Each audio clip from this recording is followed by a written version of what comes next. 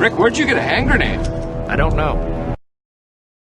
Okay, this is my space. As you can tell, I have all the things that I am very into. I have Packer stuff, I have Star Wars stuff, I have train stuff all on the walls and on my chest of drawers over there and everything like that. This is the first set of legs that is for my desk. This came in a kit that is gives it a nice industrial look. So it's all made from um iron pipe, basically gas pipe, and all the fittings.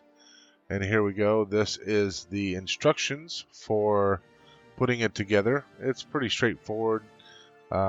The only thing I looked at the instructions for was just to make sure that there's a couple pieces that were the same length, but one was half inch, one was 3/4 inch, just making sure that I had them going in the right direction and all that kind of stuff. So with that, I'm going to go ahead and put together the second part, second set of legs for the other part of my desk. It's going to be an L shape. So I'm just going to get all the pieces out here. I put the music over the background that you're hearing because otherwise all it was a lot of clanking with all the pipes being taken out of the box and all that kind of stuff. So I'm just going to get all the pieces out and I'm going to go ahead and get started putting those together. So let's go ahead and have a look at that.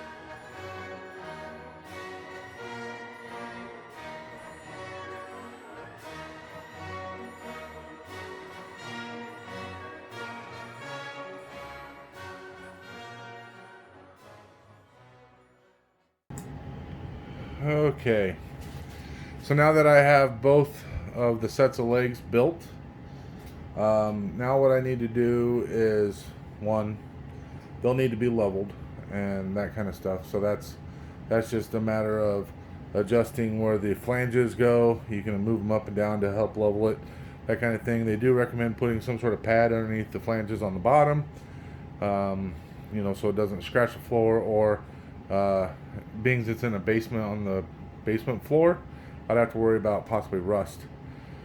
So I need to take care of that. And then the final thing is just to try to get an idea of the actual size and how I'm going to build the tops. So the tops are just something that I'm trying to figure out what I want to do, and so I just need to do some kind of configuration things and see what's going to work out best. I can tell you that the legs from one end of the flange to the other, as far as width goes, is 42 inches, and depth is 21.5 from front to back. And so I'm looking at probably 24 inches. It seems like a good size for a desk.